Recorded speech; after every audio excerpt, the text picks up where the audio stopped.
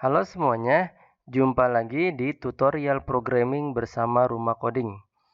Pada video sebelumnya, kita sudah mempelajari apa itu HTML dan apa saja kebutuhan dalam mempelajari HTML. Saya harap kalian sudah menyiapkan kebutuhannya ya, seperti browser dan text editor. Di sini saya menggunakan Visual Studio Code sebagai text editor yang akan saya gunakan. Dan untuk browser, saya menggunakan Google Chrome. Kita akan belajar dulu memahami bagaimana file HTML dijalankan. Kita buat folder dulu. Folder ini nanti kita gunakan sebagai tempat menyimpan file-file HTML yang kita buat. Di sini saya membuatnya di desktop dengan nama foldernya tutorial HTML dan CSS. Kalau sudah, kita buka text editor. Kemudian kita buat file baru. Pada file baru, kita ketikkan saja tulisan "Selamat pagi Indonesia". Setelah itu, kita simpan file ini.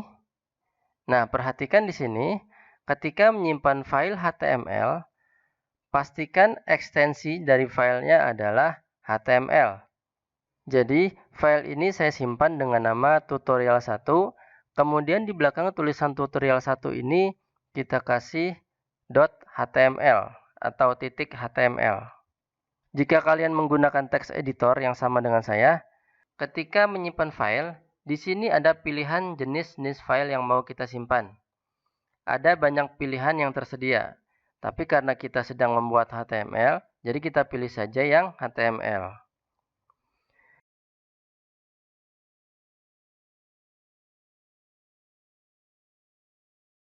Jika sudah disimpan, kita buka folder tempat kita menyimpan file tadi.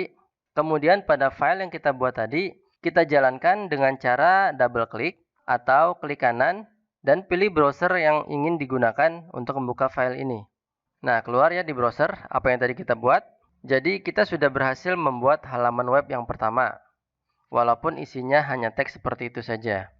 Tapi di sini saya ingin menunjukkan agar file HTML yang kita buat bisa dibaca oleh browser, maka file ini kita buat berekstensi HTML. Apapun nama filenya, ekstensinya harus HTML ya. Bisa home.html, gallery.html, kontak.html, dan lain-lain. Karena teks yang tadi kita buat hanya tulisan saja dan tidak ada kode HTML sama sekali, jadi browser membaca teks itu sebagai plain text. Jadi browser tidak bisa membaca ini sebagai apa fungsinya. Jika nanti kita sudah berikan kode HTML, baru nanti browser akan membacanya berdasarkan kode HTML yang kita berikan. Kode pada HTML itu disebut dengan tag. Apa itu tag? Tag itu merupakan tanda atau kode HTML di mana tag ini akan memberitahukan kepada browser fungsi dari teks yang kita buat. Penulisan tag ini diwakili oleh simbol kurung siku buka dan kurung siku tutup. Kemudian nama tag berada di dalam kurung siku tersebut. Biasanya kode HTML atau tag itu berpasangan. Ada tag pembuka dan ada tag penutup. Tag penutup ditandai dengan menambahkan slash sebelum nama tag.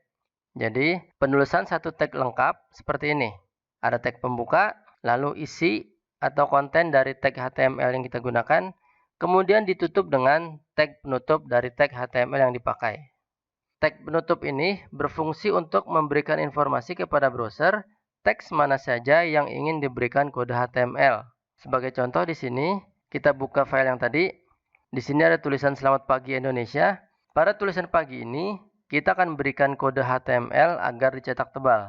Jadi saya berikan tag B sebelum tulisan pagi, dan setelah tulisan pagi akan saya berikan tag penutup dari tag B. Lalu kita coba lihat di browser, kita refresh, maka yang dicetak tebal hanya yang tulisan pagi saja.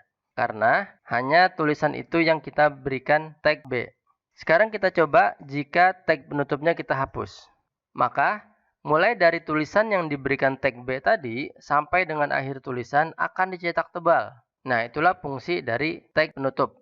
Sampai di sini paham kan fungsi dari tag pembuka dan tag penutup? Oh iya, tidak semua tag itu butuh tag penutup. Tag apa saja yang tidak membutuhkan tag penutup kita akan bahas pada bab berikutnya. Berikutnya kita akan membahas elemen HTML. Elemen HTML ini adalah isi atau objek yang berada di antara tag pembuka dan tag penutup, termasuk tagnya itu sendiri. Dan bila tag tersebut memiliki atribut, maka atribut tersebut juga termasuk dalam elemen HTML. Coba lihat contoh berikut. Ini adalah elemen P, dengan isi dari elemen P adalah ini adalah paragraf. Pada satu elemen HTML, satu buah tag tidak hanya berisi tulisan saja, tapi juga bisa berisi tag lain yang berada pada elemen tersebut. Contohnya di sini, pada paragraf kita berikan tag B.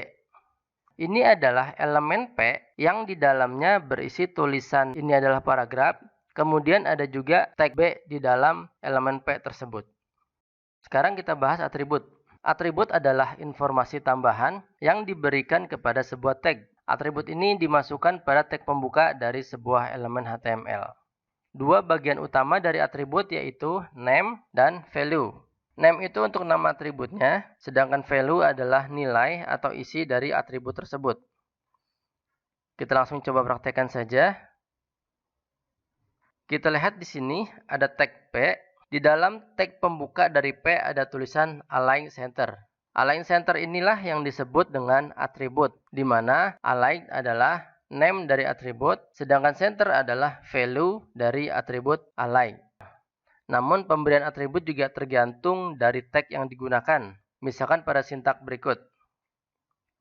Pada tag A ini menggunakan atribut href. Href ini digunakan sebagai alamat tujuan dari tautan tag ini. Namun tag P tidak bisa menggunakan atribut href. Jika tag P kita berikan atribut href, maka tidak akan berfungsi apa-apa. Yang terakhir pada video ini, kita akan membahas struktur dari HTML. Agar browser bisa menerjemahkan dokumen HTML dengan baik, maka HTML memiliki pola susunan yang terstruktur. Bisa kita lihat di sini, ini adalah struktur dari HTML. Struktur dasar pada HTML terdiri dari tag doctype, kemudian di bawahnya ada tag HTML, di dalam tag HTML ada tag head dan tag body. Kita bahas dulu satu persatu. Yang pertama doctype. Doctype ini berfungsi untuk memberikan informasi kepada browser bahwa dokumen yang akan diproses adalah dokumen HTML dan juga menginformasikan kepada browser versi HTML yang akan kita gunakan. Pada contoh ini saya menggunakan HTML versi 5. Lalu ada tag HTML. Ini adalah tag pembuka dari keseluruhan halaman web. Semua elemen HTML harus berada dalam tag ini. Lalu ada tag head. Tag ini biasanya berisi definisi atau kebutuhan lain dari halaman HTML, seperti kode CSS, JavaScript, dan kode-kode yang lain. Kode yang ada di dalam tag head ini tidak akan ditampilkan di halaman web browser. Nah, di sini di dalam tag head ada tag title. Tag ini digunakan untuk menampilkan judul dari halaman web yang kita buat. Kita bisa lihat contoh di sini. Kita tuliskan judul di dalam tag title. Kemudian pada halaman HTML, tag ini menampilkannya di bagian atas dari tab browser dan tidak ditampilkan di halaman web browser. Yang terakhir ada tag body.